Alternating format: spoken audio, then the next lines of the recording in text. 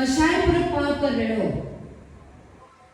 तो कहते हैं हलाहल की तरह बंद कराने वाला होता है, अनुभाव फल देने वाला होता है।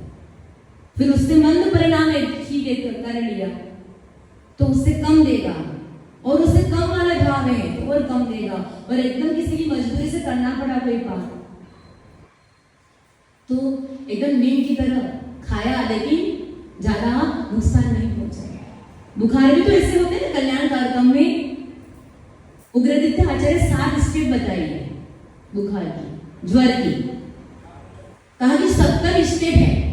अगर वो वाला बुखार किसी को आता है तो उस बुखार का, उस ज्वर का कोई भी इलाज नहीं है। फर्स्ट सेकंड थर्ड तक तो कुछ है, क्यों? आपका सतावेदनी कर्म का उदय कैसा है? उन्होंने भी आयुर्वेद ग्रंथ पर रचना की, जैन आचार्य ने सबसे पहले कर्मों को रखा है। अगर कोई भी वैद्य किसी रोगी का इलाज के लिए जा रहा है तो क्या बात कही? सबसे पहले उस रोगी के कर्मों का उदय कैसा है, सातावेदनी कर्म का उदय है या नहीं है? नहीं तो डॉक्टर फेल हो जाएगा, डॉक्टर को कुछ काम का ही नहीं, इसका इलाज लागू नहीं पड़ा। फिर दूसरा शकुन शास्त्र, अगर कोई रोगी, कोई वैद्य किसी रोगी का इलाज के लिए जा, शकुन देकर निकलो।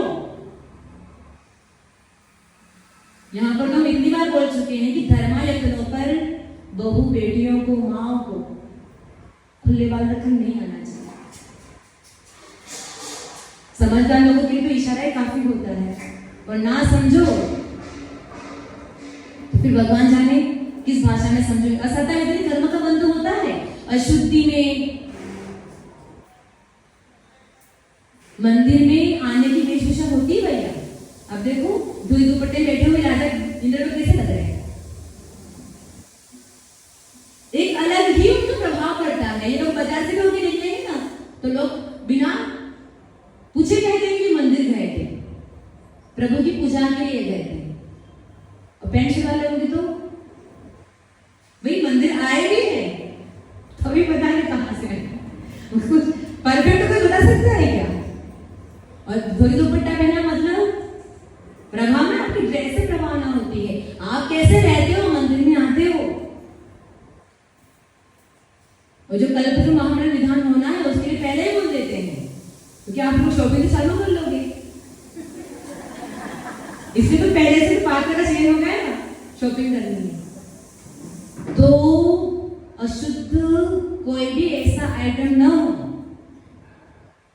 जो विधान में उपयोग नहीं किया जाए। आपको पहले ही देते हैं, नेल पेंट, लिपस्टिक, ऐसे कॉस्मेटिक आइटम है, फेस पाउडर जो है ना हड्डियों के चूर्ण से बनते हैं, और भी क्रीम बहुत सारे होते हैं।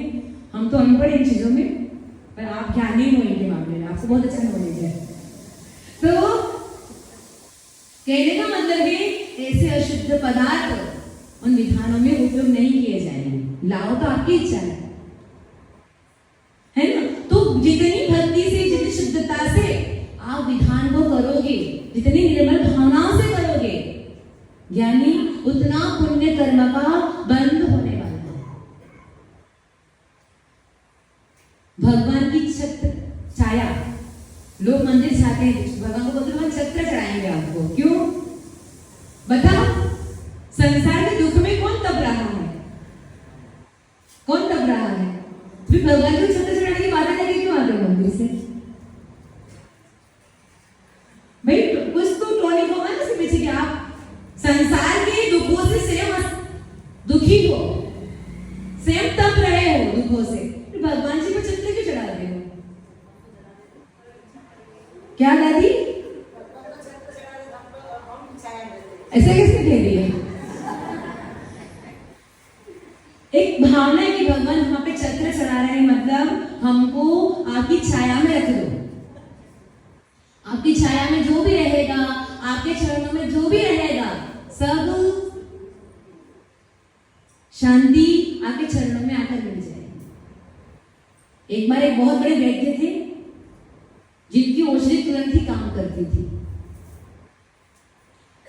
हुआ ऐसा कि वैद्य भी है तो क्या हुआ, मृत्यु तो सबकी आती है, कितना भी ज्ञानी हो, ध्यानी हो।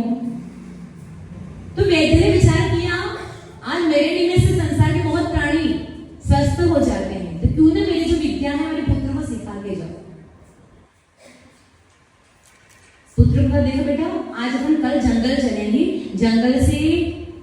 औषधियां लेकर आएंगे।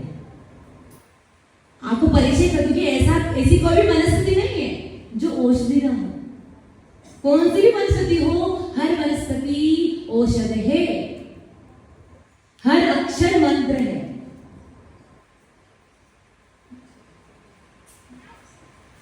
तो पिता पुत्र को लेकर जंगल की तरफ गए। पुत्र को बताया, देखो बेटा, ये जो वृक्ष है इसमें जो फल लगे हैं, इन फलों को पीसने से श्वास रोग दूर हो जाता है। ये पत्तियां हैं अमुक वृक्ष की, इन पत्तियों का यूज करने से सर्दी जुकाम नहीं होता है। ये अमुक पत्तियां हैं, इनको यूज करने से चर्म रोग दूर हो जाता है। ऐसे तरह तरह की जितने लोगों की उतनी औषधियां भी हैं। सारी औषधियां लिखा रहे थे कि पिता ने कहा, देख बेटा, ये खाई दिख रही है, इस खाई में नीचे उतरना पड़ेगा तुझे। इस खाई में बहुत महंगी वाली और बहुत महत्वपूर्ण औषधियां हैं। बेटा ध्यान से उतरना। देख, जिसकी पत्तियां छोड़ी हैं वो अमुक औषधि है, जिसकी पत्तियां लंबी है वो अमुक औषधि है। इस वृक्ष की चाल औषध रूप से है। इस तरह तरह की बात बच्चे को नॉलेज दिया और एक रस्सी पकड़ी, बांधी और अपने बच्चे को खाई में उतार दिया।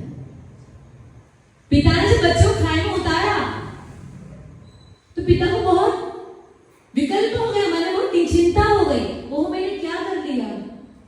उस खाए के लिए कोई जंगली जानवर होंगे तो सर्प होगा, बिच्छू होगा, शेर तो नहीं है कहीं, और मेरे बेटे को खा तो नहीं लेगा। मैंने क्या कर लिया? उसको क्यों अंदर उतार दिया? उधर पिता आवाज दे, बेटा ठीक तो हो? तो बच्चा कहता, हाँ पिताजी अच्छा हूं, क्या विकल्प कर रहे इतना। और जैसे पिता बताते हैं वैसे वैसे वो उसका बच्चा सारी औषधि को लेकर ऊपर चढ़ता है। और जैसे बच्चा ऊपर आता है कि पिता उसे एकदम गले लगा लेते हैं और रोने लग जाते हैं। बेटा मुझे माफ करना, मैंने तुझे इतनी खाई में नीचे भेज दिया। तो बेटा कहता है कि पिता, जब आपने मेरी डोर पकड़ी हुई है, जब आपकी छाया में मैं हूं, तो मुझे अब किसका डर है? आप डर रहे थे और मैं आराम से औषधियां इकट्ठी कर रहा था। क्यों?